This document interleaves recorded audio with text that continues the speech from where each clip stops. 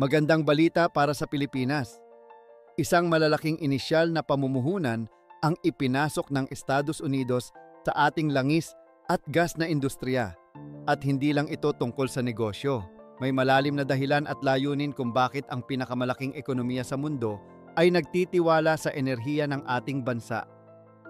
Kung akala mo'y tungkol lang ito sa pera, mag-isip muli dahil may kasamang stratehiya, politika, at isang matinding hamon ito sa ating karagatang teritoryo.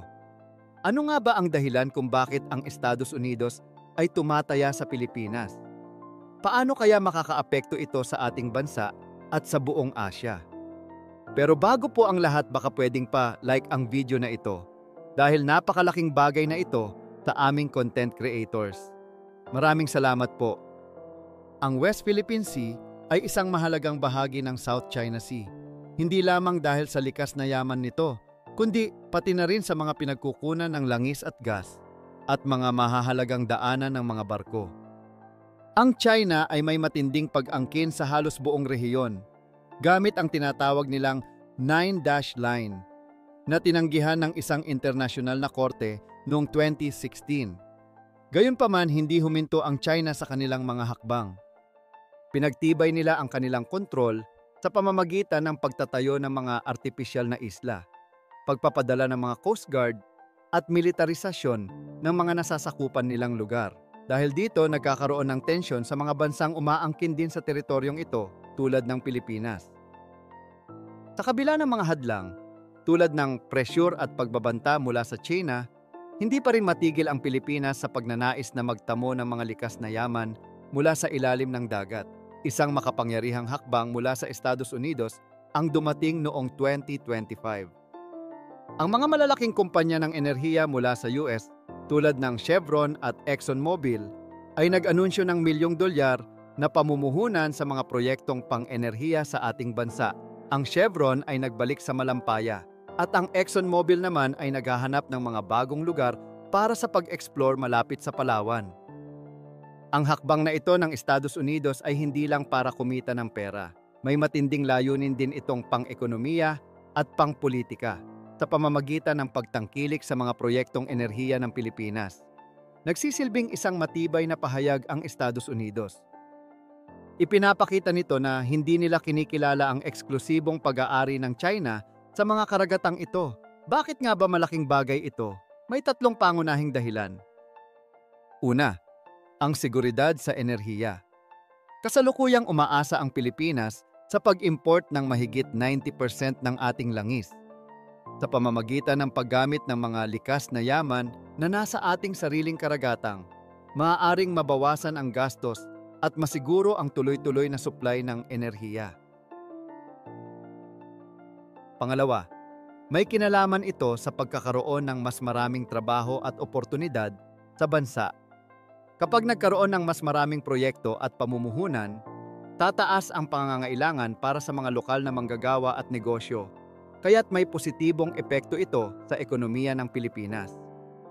Pangatlo, ang pagtangkilik ng Estados Unidos ay nagpapakita ng kanilang suporta sa ating laban sa mga maling pag-aangkin ng China. Hindi lang ito basta teknikal na usapin ng enerhiya, kundi isang stratehikong hakbang upang tiyakin na ang mga karagatang ito ay hindi lamang para sa isang bansa. Ang pamumuhunan ng Estados Unidos sa industriya ng langis at gas ay nagpapakita ng kanilang matibay na presensya sa rehiyon at isang direktang hamon sa mga hakbang ng China. Kasunod ng mga hakbang ng Estados Unidos sa industriya ng langis at gas ng Pilipinas, may mga ibang aspeto pa na nagpapalalim sa kahalagahan ng mga investment na ito. Hindi lang ito tungkol sa pang-ekonomiyang benepisyo, kundi pati na rin sa estratehikong proteksyon at regional na impluensya. Kung titingnan natin ito, ang pagpasok ng mga US-backed companies sa ating eksklusibong economic zone o EEZ ay nagbibigay sa atin ng isang uri ng hindi direktang proteksyon. Sa madaling salita, hindi biro ang makialam sa mga proyektong may kasamang US investors. Kung ang China ay magtangkang makialam, hindi lang ito basta laban sa isang lokal na kumpanya kundi isang malakas na bansa ang kasali. Ngunit, hindi lang ang Pilipinas ang apektado ng mga pangyayaring ito.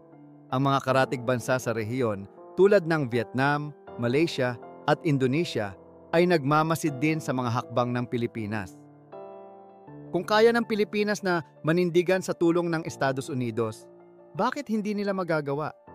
Ipinapakita ng sitwasyong ito na ang South China Sea ay hindi lamang isang simpleng usapin ng mga mapa. Dito nakasalalay ang momentum ng mga bansa sa buong rehiyon. Kung ang Pilipinas ay magtatagumpay sa pagtatanggol ng kanyang mga teritoryo, magiging inspirasyon ito sa iba pang mga bansa na nakakaranas ng parehong hamon. Ang China, sa kabilang banda, ay hindi natuwa sa mga hakbang na ito. Mas pinatindi nila ang kanilang mga patrolya sa mga disputed areas.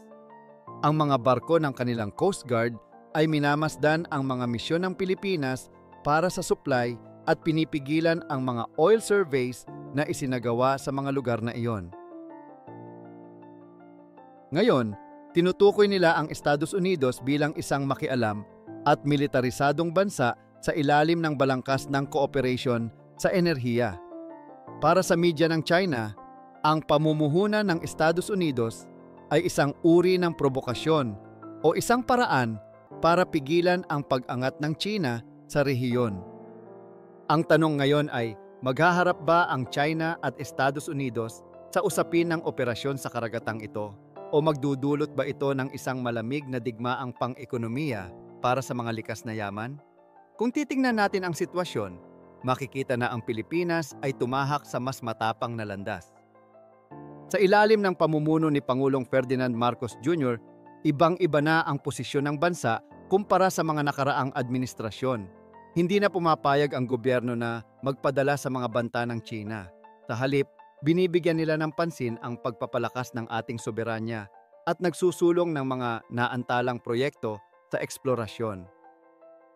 Bukod pa rito, binibigyan din nila ng daan ang mga banyagang pamumuhunan, lalo na ang mga kaalyadong bansa. Naging mas aktibo rin ang Pilipinas sa paggamit ng mga kasunduan sa internasyonal na batas at pagsusustento ng suporta mula sa mga bansang kasapi ng rehiyon upang pigilan ang mga pasaway na hakbang ng China. Para sa Pilipinas, ang isyong ito ay hindi lang isang labanan ng teritoryo, kundi isang usapin ng kaligtasan at pagpapatatag ng ating ekonomiya. Kasabay ng mga pamumuhunan mula sa Estados Unidos, pinalalakas din ang kooperasyong militar ng dalawang bansa. Ang mga bagong base sa ilalim ng EDCA Agreement, ang mga Joint Naval Patrols, at ang mga mas madalas na military drills ay nagpapadala ng malinaw na mensahe sa buong rehiyon. Kung sakaling may magtangkang magbanta sa mga ekonomiyang assets ng Pilipinas, hindi na lang ito magiging issue ng diplomasya.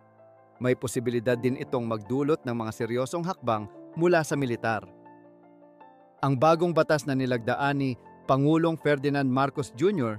ay layuning mapaunlad ang industriya ng natural gas bilang bahagi ng hakbang ng bansa upang mabawasan ang pag-asa sa coal. Sa kasalukuyan, ang Pilipinas ay nakasalalay sa mga inangkat na kwal, langis at gas na nagpapahirap sa bansa tuwing may mga pagbabago sa presyo ng mga ito sa pandaigdigang merkado. Lalo na't nakakaapekto ito sa mga gastos ng enerhiya sa mga industriya at kabuhayan ng mga Pilipino. Ngunit ang layunin ng bansa ay mapataas ang bahagi ng renewable energy sa kabuuang pinagkukunan ng kuryente. Nais ng gobyerno na makamit ang 35% na bahagi ng renewable energy sa power mix ng Pilipinas sa taong 2030 at 50% naman sa 2040. Bagamat maganda ang epekto nito sa pagbabawas ng carbon emissions at pagkakaroon ng mas malinis na enerhiya, may iba pang benepisyo ang paggamit ng renewable energy. Isa na rito ang pagpapalakas ng seguridad sa enerhiya ng bansa at ang pagbawas ng pag-asa sa mga panlabas na supply ng enerhiya. Sa kabila ng mga benepisyo, ang pagsasagawa ng transition patungo sa malinis na enerhiya ay nangangailangan ng malaking pamumuhunan na tinatayang aabot sa $500 billion mula 2024 hanggang 2050. Dahil sa patuloy na pangangailangan ng bansa para sa mas maraming enerhiya at ang mga hamon ng pagpapalit sa mga fossil fuels, ang mga pamumuhunan tulad ng mga nanggagaling sa Estados Unidos ay may malalim na kahulugan. Ang mga hakbang na ito ay hindi lamang tungkol sa kalusugan ng industriya ng enerhiya, kundi pati na rin sa pagprotekta ng soberanya ng bansa at pagpapalakas ng posisyon nito sa harap ng mga global na issue. Habang ang mga patuloy na drillings, patrols, at diplomatikong hakbang ng Estados Unidos ay nagpapatibay ng relasyon sa Pilipinas, may posibilidad din itong magdulot ng mga tensyon, hindi lang sa ating bansa kundi sa buong rehiyon. Sa kabuuan, ang mga pamumuhunan mula sa Estados Unidos sa industriya ng enerhiya ng Pilipinas ay may malaking epekto hindi lamang sa ekonomiya, kundi pati na rin sa ating soberanya. Habang ito ay nagdudulot ng mga bagong oportunidad, may mga potensyal ding tensyon ito na kaakibat. Kaya ang tanong, magiging susi ba ito sa mas matatag na enerhiya at kalayaan para sa bansa? O magdudulot lamang ito ng mas malalim na alitan? Ano ang iyong opinyon? I-share mo lang yan sa comment section down below at huwag kalimutang mag-subscribe para sa mas marami pang updates.